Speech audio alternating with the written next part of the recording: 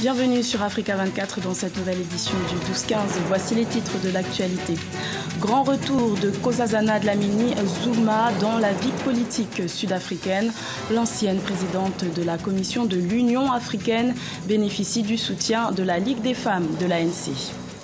Conakry, capitale mondiale du livre pour 2017. L'ambassadeur de cet événement, Cheikh Keita, sera notre invité. Le Cameroun remporte pour la 5e fois de son histoire la Coupe d'Afrique des Nations de football.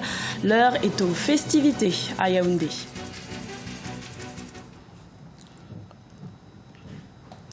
Nkosazana Dlamini Zuma est de retour en Afrique du Sud depuis la fin de son mandat à la présidence de la Commission de l'Union africaine.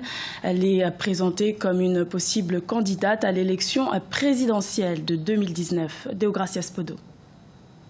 L'ancienne présidente de la Commission de l'Union africaine, Nkosazana Dlamini Zuma, se positionne davantage comme candidate à la succession de l'actuel chef d'État sud-africain Jacob Zuma. Ses récentes interventions publiques sont interprétées comme une pré-campagne pour les élections générales de 2019. Dimanche 5 février 2017, elle a convié la gente féminine sud-africaine à plus d'engagement en politique au nom de la bonne marche de la démocratie. Selon elle, les femmes doivent se mettre en valeur, conquérir des postes de responsabilité politique et contribuer au développement de l'Afrique du Sud. J'appelle toutes les femmes à s'engager en politique et à jouer un rôle important dans la marche du pays. Vous devez devenir mairesse, ministre ou présidente de la République, non pas pour le titre, mais pour travailler et servir votre pays. Aujourd'hui, il n'y a qu'une seule présidente en Afrique. Il s'agit de celle du Libéria, Ellen Johnson Sirleaf. Selon de nombreux observateurs, la campagne électorale s'annonce périlleuse pour les futurs candidats officiels au scrutin présidentiel de 2019. Le président Jacob Zuma quittera la présidence de l'ANC, Congrès national africain. Le poste sera vacant et donc le vainqueur des primaires du parti sera peut-être le prochain président de l'Afrique du Sud. Sauf que rien n'est gagné d'avance. Nkosazana Dlamini Zuma, malgré son poids au sein de l'ANC, devra séduire une bonne partie de l'électorat acquise à la cause de l'actuel vice-président sud-africain, Cyril Ramaphosa. Aucun des deux prétendants ne s'est déclaré officiellement en course pour la magistrature suprême, mais la Ligue féminine de l'ANC vient d'accorder son soutien à l'ancienne présidente de la Commission de l'Union africaine. Nous estimons que Nkosazana Dlamini Zuma est prête pour diriger l'ANC en 2017 et la République d'Afrique du Sud en tant que présidente à compter de 2019. Aujourd'hui âgée de 67 ans, Nkosazana Dlamini Zuma sera-t-elle la prochaine présidente de l'Afrique du Sud? Une question encore difficile à l'heure actuelle. Mais en attendant, l'ANC doit tenter de résoudre sa crise interne. L'actuel président Jacob Zuma reste vivement critiqué pour sa gestion du pays et notamment sur le plan économique. Une aubaine pour les partis d'opposition qui tenteront aussi de s'imposer en 2019. Conakry est la capitale mondiale du livre pour l'année 2017. La capitale guinéenne a été désignée par un comité international d'experts au siège de l'UNESCO à Paris. C'était en juin 2016. Zara Mohamed Moutiou. En 2017, Conakry sera la capitale mondiale du livre. Un statut privilégié accordé par l'UNESCO à la Guinée, pays de Thierno Monet Nambo, qui a reçu le prix Renaudot en 2008. Afrique, Europe, Amérique, Asie, cet événement marque le retour de la Guinée sur la scène culturelle internationale. Les livres, l'apprentissage et la lecture sont essentiels à la vie. Le fort investissement de la République de Guinée dans la promotion des livres et de l'alphabétisation témoigne d'une vision claire de la culture et de l'éducation en tant que moteur du développement. Et l'UNESCO est déterminée à soutenir ces efforts. Une désignation de la capitale guinéenne favorisée par les 72 heures du livre. Le salon, qui rassemble en moyenne 50 000 participants, demeure, 8 ans après son lancement, le plus important événement littéraire en Guinée.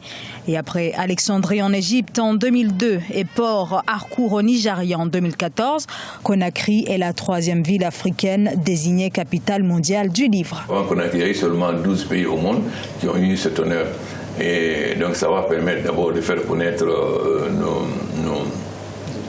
écrivains et nos poètes, mais surtout ça va mettre l'éclairage du monde sur la Guinée. C'est nous donc qui devons profiter de cette occasion pour que réellement que le monde entier ait plus...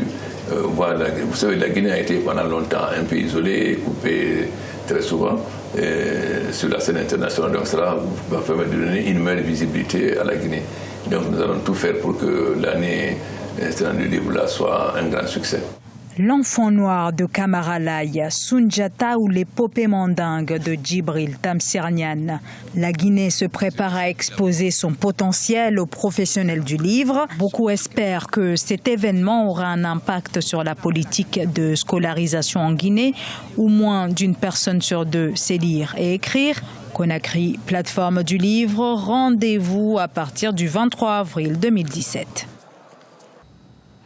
Et avec nous pour en parler sur ce plateau, Monsieur Cheikh Keita, ambassadeur de l'événement de l'UNESCO pour Conakry, capitale mondiale du livre 2017. Bienvenue, Monsieur Keita. Bonjour. Bien. En quoi consiste cet événement Conakry, capitale mondiale du livre 2017 ? De quoi s'agit-il ? La capitale mondiale du livre 2017 pour Conakry, c'est un événement extraordinaire, planétaire, qui est un événement heureux pour la Guinée, mais aussi pour l'Afrique en général, puisque la Guinée est en honneur, mais c'est l'Afrique entière qui est en honneur.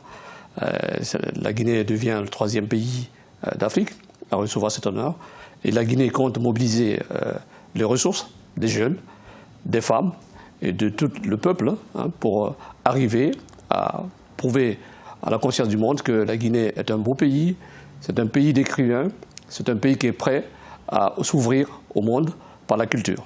Et qu'est-ce que cet événement va apporter à la Guinée et puis à l'Afrique plus généralement ?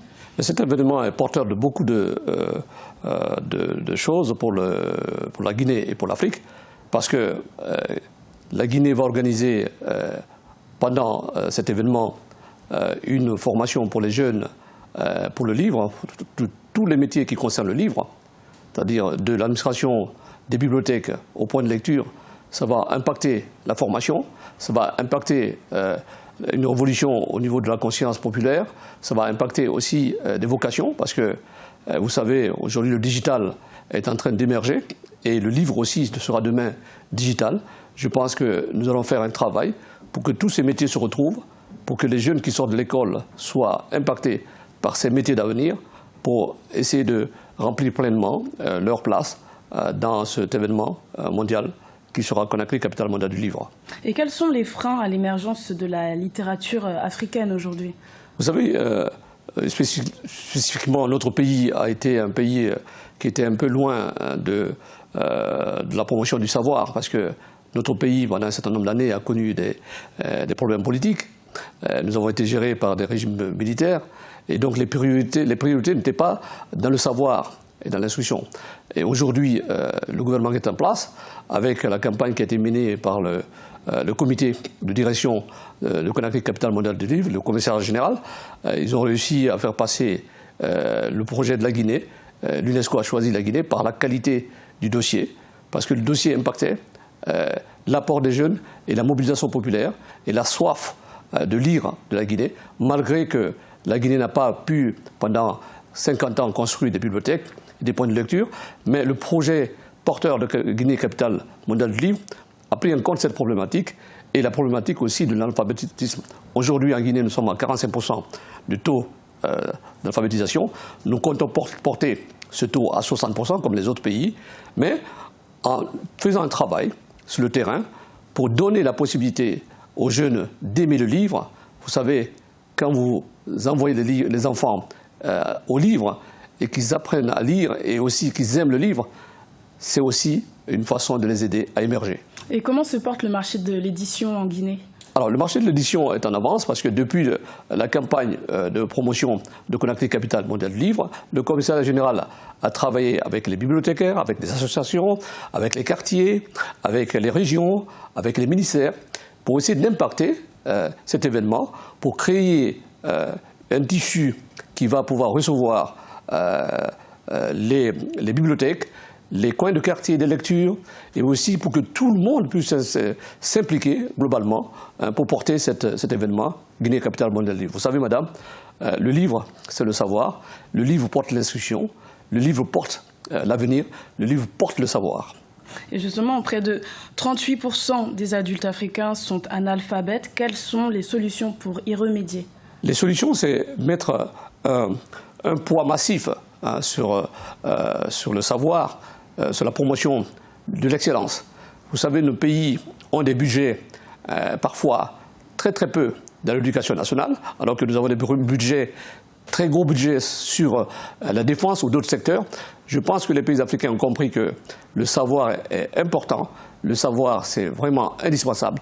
Et on doit pouvoir mettre aujourd'hui des gros budgets sur l'éducation nationale pour qu'on porte l'éducation, l'enseignement des jeunes pour essayer de valider et puis investir sur la connaissance et sur l'excellence. Merci, Monsieur Keïta, d'avoir répondu à notre invitation. Merci beaucoup, Madame. Également dans l'actualité, au Sénégal, les transports en commun s'améliorent. Depuis le 1er février, des lignes régionales appelées Sénégal Dem-Dik ont été mises en service pour des transports interurbains garantissant de meilleurs services. Plus de 450 bus neufs ont été commandés à l'Inde.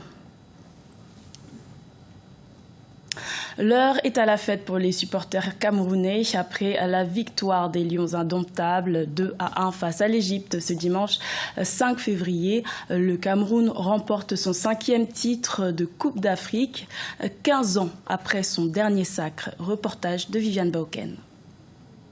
Koundé ne cache pas sa joie à l'issue de la rencontre fatidique entre les pharaons d'Égypte et les Lions indomptables ce dimanche 5 février à Libreville. Après 90 minutes de jeu, le Cameroun a été couronné champion d'Afrique en football. Ben, c'est une joie immense, Je ne pensais pas vivre ça face à l'Égypte.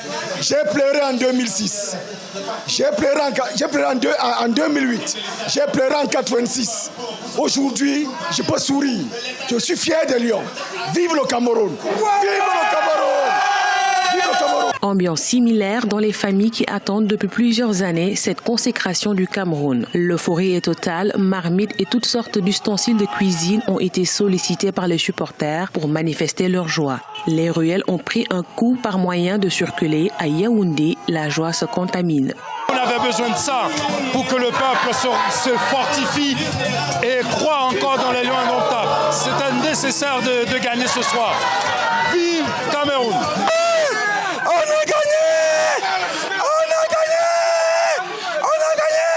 L'Égypte dans la sauce, l'Égypte dans la sauce, l'Égypte dans la sauce, l'Égypte dans la sauce. Face à ce sacre, le peuple camerounais est unanime. Les Lions indomptables viennent d'effectuer un parcours très élogieux en terre gabonaise. Le trophée sera célébré ce lundi 6 février à Yaoundé avec le retour au pays des désormais Lions du football en Afrique. Ce journal a été réalisé par l'ensemble de la rédaction. Merci de votre fidélité. Retrouvez dans un instant une nouvelle édition de l'information sur Africa 24.